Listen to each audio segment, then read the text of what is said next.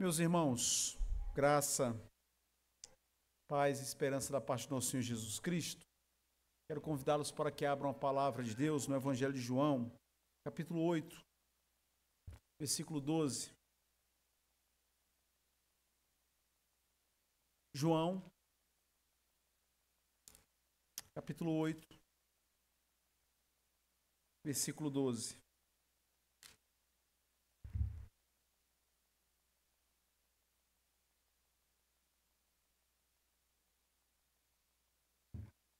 Vamos ler juntos esse versículo da palavra de Deus? João 8, 12. Leiamos. De novo lhes falava Jesus, dizendo: Eu sou a luz do mundo.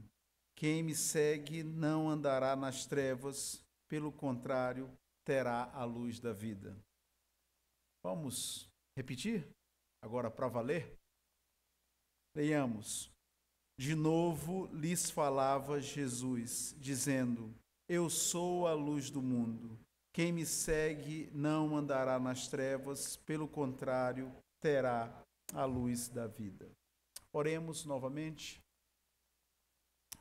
Senhor, nós queremos pedir a assistência do Espírito Santo, a fim de que a tua palavra, que acaba de ser lida, seja comunicada de acordo com a tua santa vontade e encontre guarida em nossos corações. Edifica-nos, ó Pai, através da tua palavra. É o que nós te pedimos e o fazemos em nome de Jesus. Amém. Você já ouviu falar em noite polar? Noite polar é a noite que dura mais de 24 horas.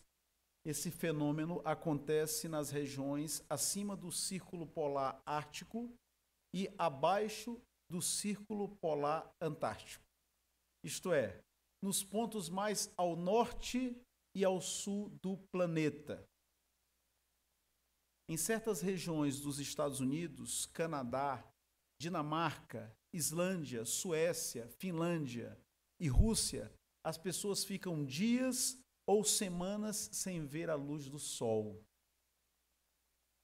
A escuridão prolongada pela noite polar causa uma série de problemas e transtornos. Sem a luz do sol, as pessoas produzem menos os hormônios melatonina e serotonina, o que pode acarretar mau humor persistente, irritabilidade, perda de prazer em atividades diárias, falta de energia, excesso de sono, sensação de desespero e culpa e depressão. Portanto, a ausência de luz natural é um problema que afeta populações de certos lugares. Mas o que dizer da falta de luz espiritual? A noite polar, esse fenômeno que impede ou que impossibilita que as pessoas desfrutem da luz natural, causa vários transtornos e problemas. Mas o que dizer da falta de luz espiritual? Se a noite polar é um problema de algumas cidades, a escuridão espiritual é um problema universal, de todas as pessoas de quaisquer lugares do mundo. Felizmente, para esse problema, Deus providenciou uma solução. Jesus, a luz do mundo. É sobre isso que nós vamos aprender nesta noite. Sobre Jesus, a luz do mundo. No Evangelho de João, Jesus é apresentado como eu sou. Eu sou o pão da vida. Eu sou a porta das ovelhas. Eu sou o bom pastor. Eu sou a ressurreição e a vida. Eu sou o caminho, a verdade e a vida. Eu sou a videira verdadeira. Eu sou a luz do mundo. Ao descrever Jesus como luz do mundo, João, o autor do Evangelho, tem em mente a festa dos tabernáculos. Observe no capítulo 7, versículo 2. Ora, a festa dos judeus, chamada de festa dos tabernáculos, estava próxima. Versículo 14 do mesmo capítulo. Corria já em meio à festa, e Jesus subiu ao templo e ensinava. Versículo 37. No último dia, o grande dia da festa, levantou-se Jesus e exclamou: se alguém tem sede, venha a mim e beba. Logo, João, o autor do Evangelho, quando apresenta Jesus como luz do mundo, o assunto que está na sua mente é a festa dos tabernáculos. Essa festa evocava o tempo de peregrinação no deserto, aqueles 40 anos entre o Egito e Canaã. Ou seja, quando os judeus celebravam a festa dos tabernáculos, ou festa das cabanas, eles faziam isso em gratidão a Deus, se lembrando que houve um tempo, na época do Êxodo, em que eles viveram no deserto, como peregrinos, como viajantes, e viviam em cabanas. Mas Deus lhes havia dado a terra de Canaã, e eles já não viviam em cabanas, mas sim em suas casas, em suas propriedades, onde eles lavravam a terra e viviam daquela terra. Eles haviam sido abençoados, mas para não perderem de vista o favor de Deus, eles, durante uma semana, por ocasião da festa dos tabernáculos ou cabanas, eles pegavam alguns ramos de palmeira, faziam uma cabaninha e ficavam ali habitando durante uma semana em cabana, até como recurso pedagógico, didático, para ensinar aos filhos deles que houve um tempo em que Israel viveu em cabanas. Então, quando João afirma que Jesus é a luz do mundo, ele está desenvolvendo esse assunto, ele tem isso no seu radar, por assim dizer. Ele tem essa época do povo de Israel no deserto. Notem algumas coisas muito interessantes que João nos apresenta nessa altura do seu evangelho. Primeira delas, foi no deserto que Deus enviou o maná, o pão do céu. Notem no capítulo 6, versículo 48.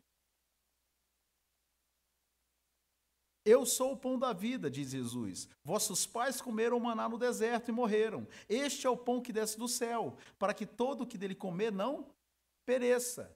Jesus está dizendo que ele é o alimento, que aqueles que comeram maná dado no deserto já faleceram, mas todos aqueles que se alimentam dele, que é o pão de vida, esses não morrem. Segunda coisa interessante, foi no deserto que Deus fez brotar água da rocha. Capítulo 7. Notem o que Jesus diz no versículo 37. No último dia, o grande dia da festa, levantou-se Jesus e exclamou: se alguém tem sede, venha a mim e beba. Jesus é o que mata a sede. Terceiro lugar, foi no deserto que Deus providenciou a coluna de nuvem durante o dia e a coluna de fogo durante a noite. Ambas as colunas serviam para mostrar o caminho e permitiram que o povo marchasse sem parar, tanto de dia como de noite. Quando Jesus diz, eu sou a luz do mundo, o contexto dessa afirmação é a escuridão da noite do deserto. Que os judeus que escutaram essas palavras sabiam que naquele período Deus os guiou na escuridão da noite através de uma coluna de fogo. Mas, pastor, eu não sou judeu, não vivo no deserto, apesar de que Brasília, tem uma época do ano que é muito seca.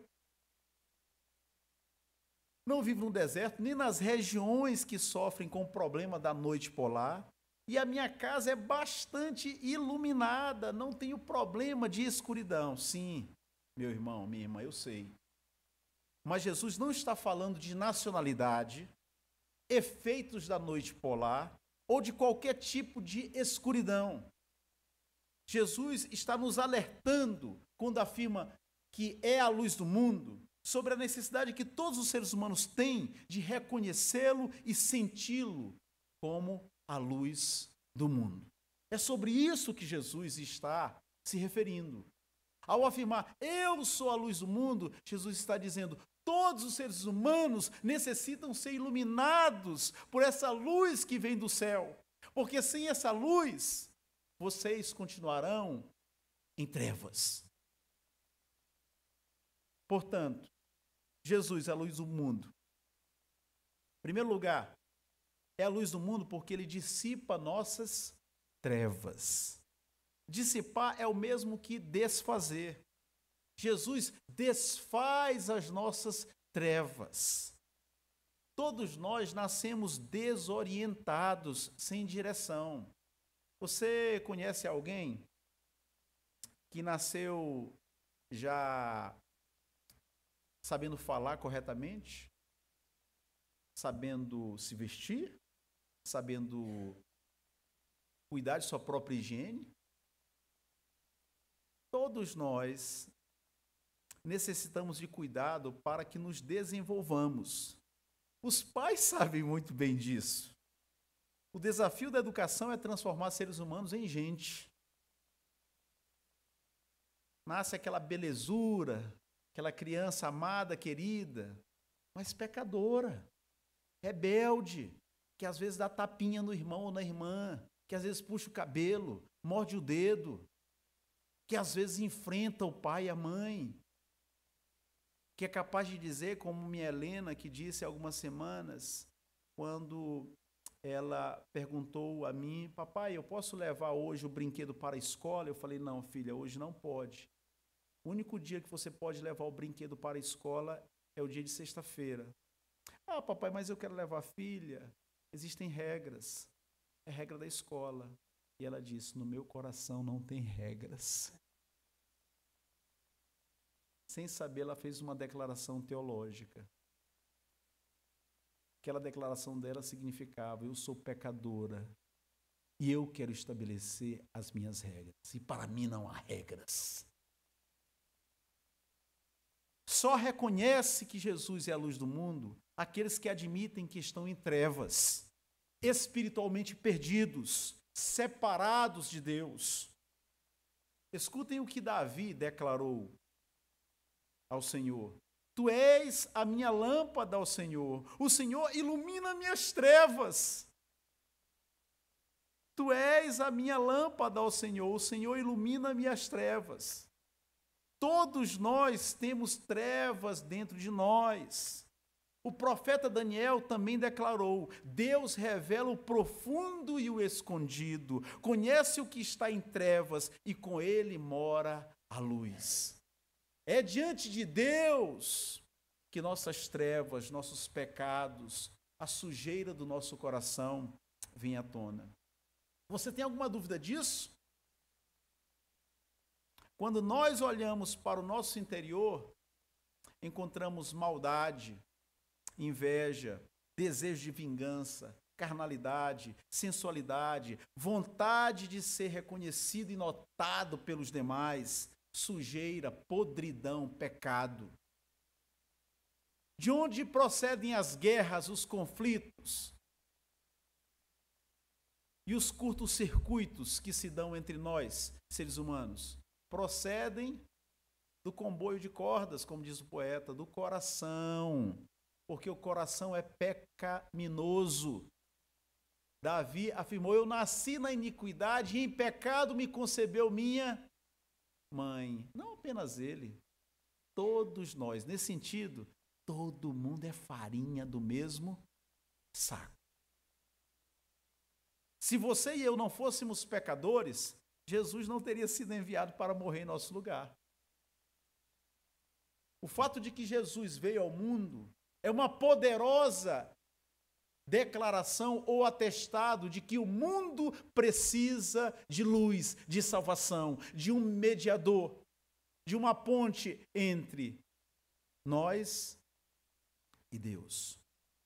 Qualquer tentativa nossa de resolver o problema da culpa, do pecado, à parte de Deus, é um projeto falido.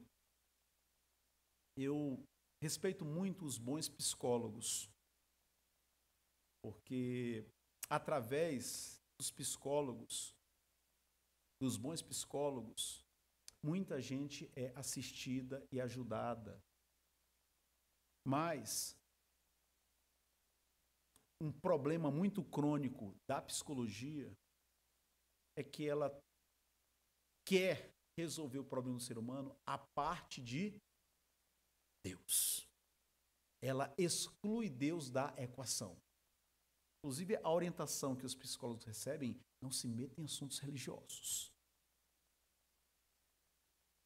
Através da graça comum, eles usam certas técnicas que ajudam as pessoas, às vezes, a perceber suas falhas, suas incoerências e até mesmo a resolver seus conflitos.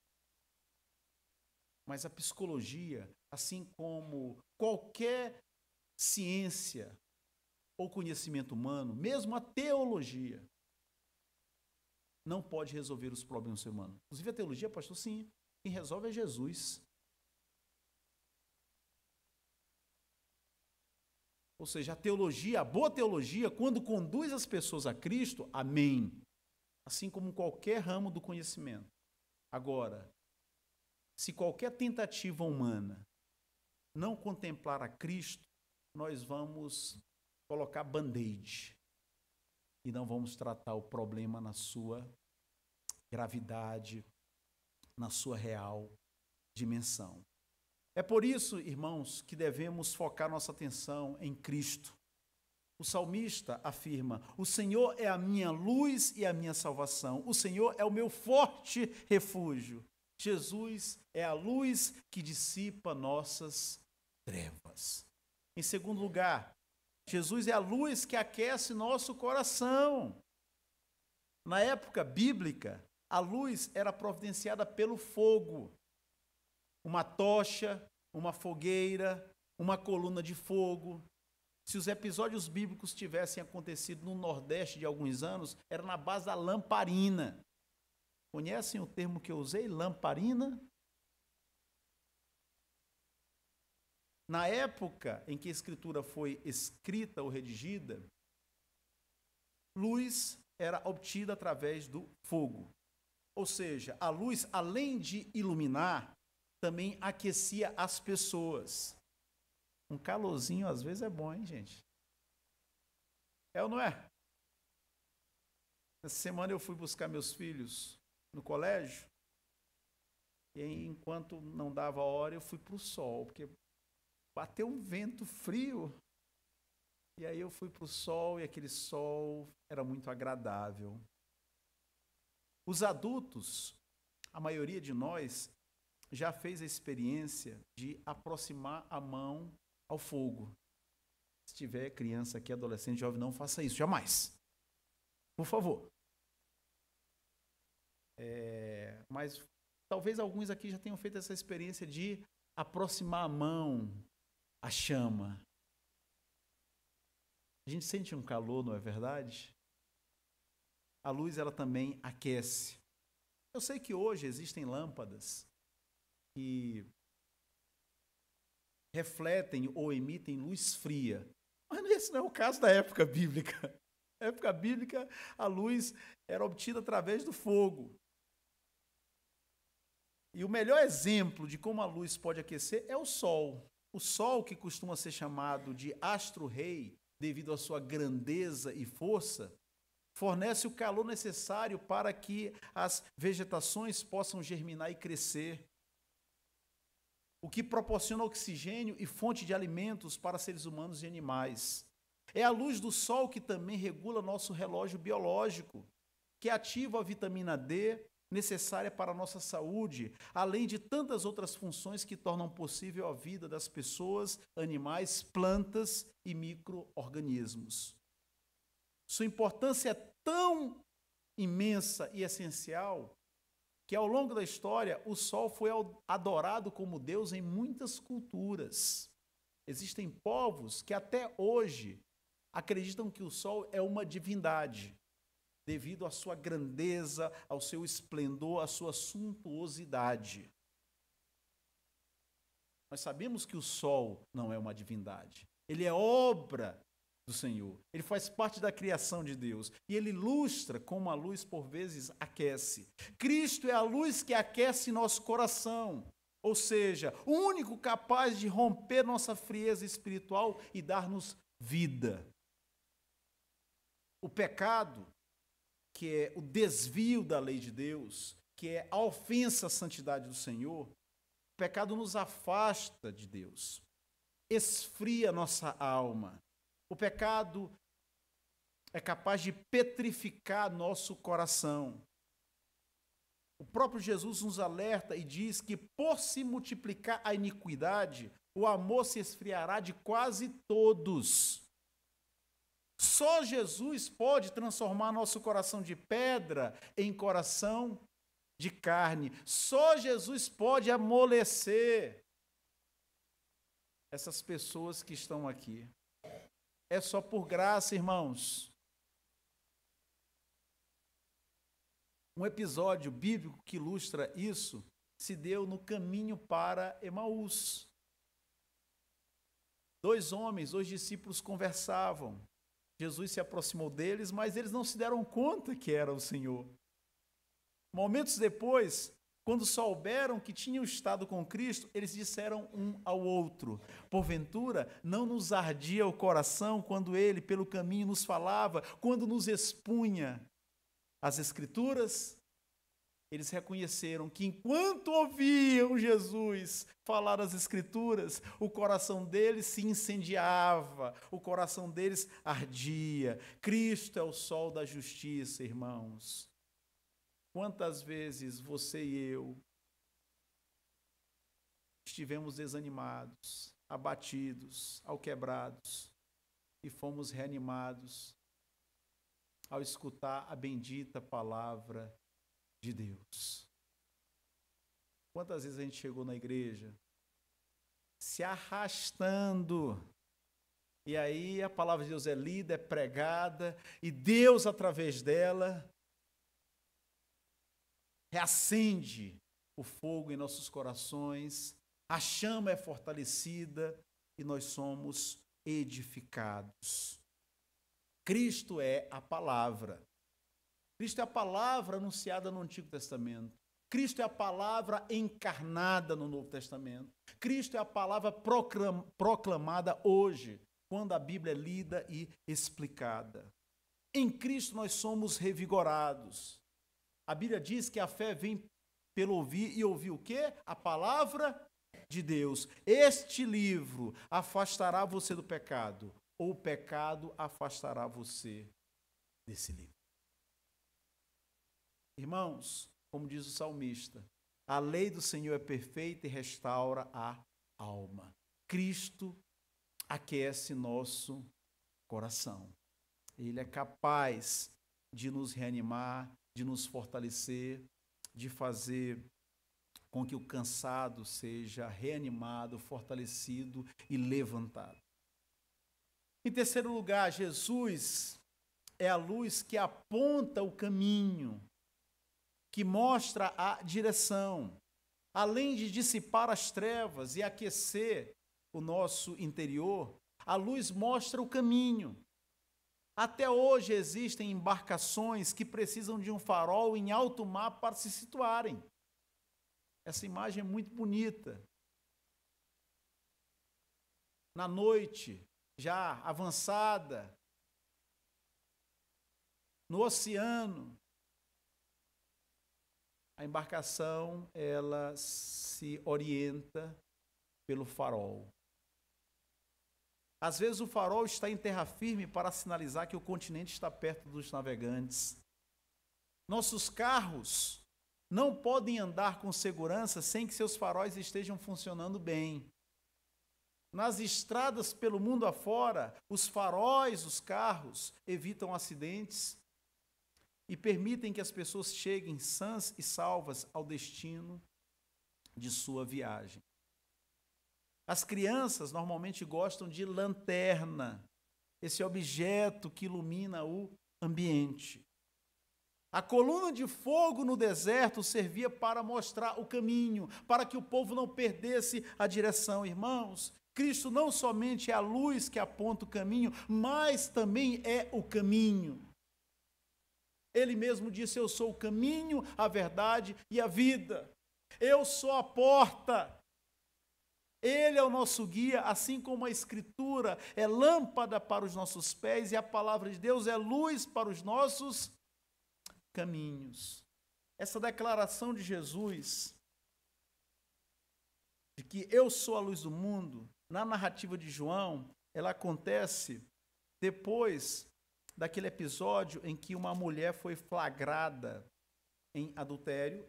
O homem também estava em adultério, mas os fariseus levaram a mulher à presença de Jesus para condená-la. E notem o que Jesus disse a essa mulher. O versículo 11 diz, Jesus havia perguntado no versículo 10, mulher, onde estão aqueles teus acusadores e ninguém te condenou? Respondeu ela, versículo 11 do capítulo 8, ninguém, Senhor.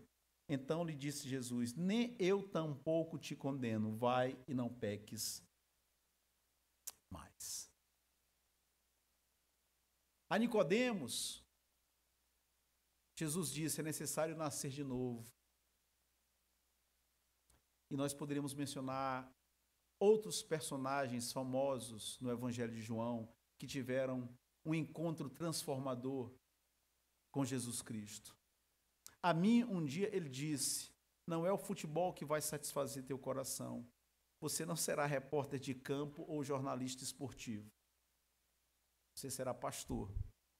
A você, ele diz, não é qualquer coisa neste mundo que satisfará a tua alma. É somente Cristo, a luz do mundo. Cristo, a luz do mundo, é o único que nos leva ao Pai. Sem Ele não há salvação. Portanto, irmãos, Jesus é a luz do mundo porque dissipa nossas trevas. Jesus é a luz que aquece nosso coração. Jesus é a luz que aponta o caminho. Você crê que Jesus é a luz do mundo? Crê mesmo?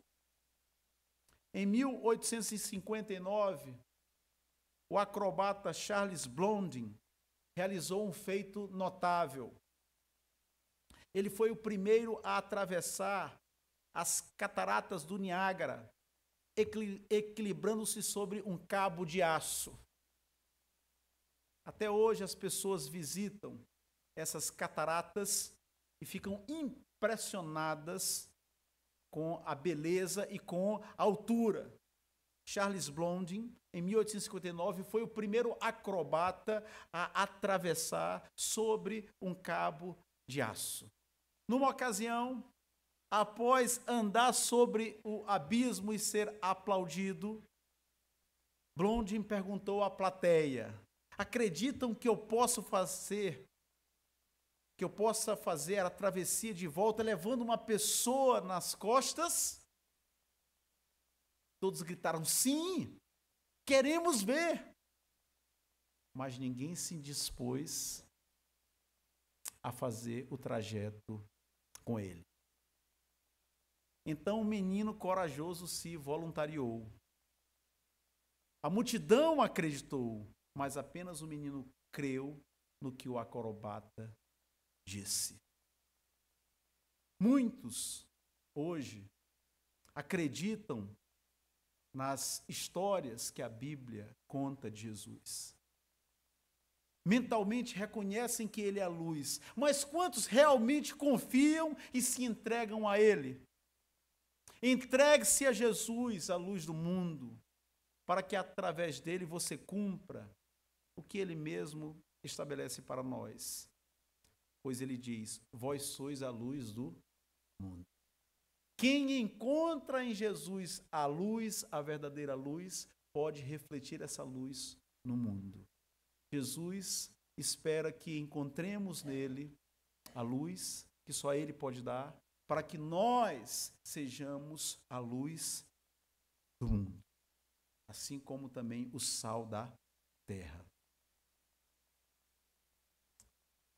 Você tem medo de escuridão? Você tem vivenciado noites polares? Jesus nos trata com fototerapia, pois sua luz restaura nossas vidas. Ele nos dá a luz. Ele pode nos salvar. Que Deus nos abençoe e que nós tenhamos em Jesus verdadeiramente a luz do mundo.